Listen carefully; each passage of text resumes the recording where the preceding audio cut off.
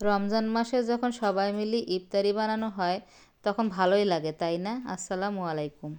আজকে আমি বানাবো গাজরের হালুয়া। আমার ছোটো মেয়ে আজকেও রোজা রেখেছে, তাই ওর গাজরের হালুয়াটা খুবই পছন্দ, সেজন্য একটু হালুয়া বানাই দিই। তো আমি কিন্তু দুধ দিয়ে এই গাজরটা সিদ্ধ করে নিই। তারপরে এই যে আমার বাড়ির ঘি দিয়ে আমি এই হালুয়াটা বানাবো। এখানে আমি পেস্ট করে নিয়েছি ব্লেন্ডারে, আপনারা চাইলে পাটাতেও পিষে নিতে পারেন। তারপর মশলা দিয়ে একটু গরম করে নিয়েই আমি এই পেস্টটা দিয়ে দিলাম। তারপর একে একে এখানে চিনি দিয়ে দিব, আবার একটু গুঁড়ো দুধও দিয়ে দিব, কারণ আমি দুধ দিয়েও সিদ্ধ করেছিলাম, আবার এখানে চিনি, আবার গুঁড়ো দুধ আর ঘি দিয়ে বানানো হয়।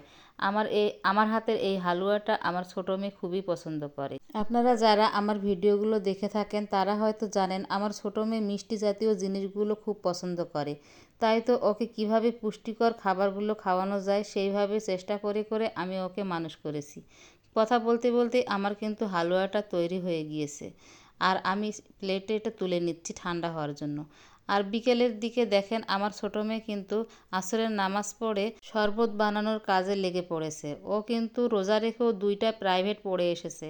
ওর বইয়ের ব্যাগটা আমি নিতে পারি না, মনে হয় 10 কেজি ওজন আছে সেই ব্যাগটাতে। সেটা সামলিয়ে সে কিন্তু এসেছে, এসে আবার আসরের নামাজ পড়ে সে শরবতের জন্য সাহায্যও করতেছে।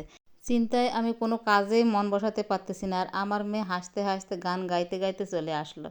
আলহামদুলিল্লাহ, সে রোজা থেকে ভালোও আছে, আবার 5 ওয়াক্ত সালাতও আদায় করতেছে। বড় মেয়েও কিন্তু কোচিং থেকে এসে আমাকে বলতেছে, মা তোমাকে আমি ভাজাভাজিতে সাহায্য করি।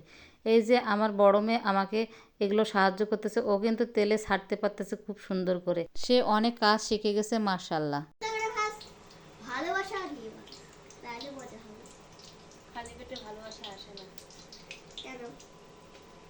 আর আমার বড় মেয়ে যদি কোনো কাজে হাত দেয় তো ছোটটা তো আসবেই, আর এইভাবেই তাকে বিরক্ত করবে আর ওর কাজের ভুল ধরবে। বোনের ভুল ধরাতে খুবই পারদর্শী। একে একে কিন্তু সব কিছুই ভাজাভাজি হয়ে গেছে। এখানে চিকেন ফ্রাই আছে, কাঁচকলার কোপ্তা আছে, আর আছে পেঁয়াজি। আজকে কিন্তু আমি কোনো ইফতারের আয়োজন করতে চাইনি, তারপর একে একে অনেক কিছুই কিন্তু হয়ে গিয়েছে। এদিকে শশাও কাটা হচ্ছে।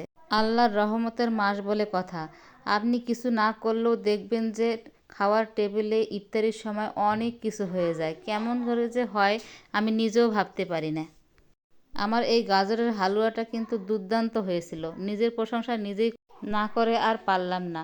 সব কিছু কিন্তু টেবিলে চলে এসেছে, আর আমরা কিন্তু সবাই অজু করে একে একে এসে বসে পড়তেছি। আর এই সময়টাই কিন্তু দোয়া কবুলের বিশেষ সময়। তাই আমি সব গৃহিণীদেরকে বলবো একটু আগে ভাগে সব কিছু কমপ্লিট করে এরকম টেবিলে বসে বসে দোয়া করবেন। আল্লাহ আপনাদের দোয়া কবুল করবে ইনশাল্লাহ। আল্লাহ হাফেজ।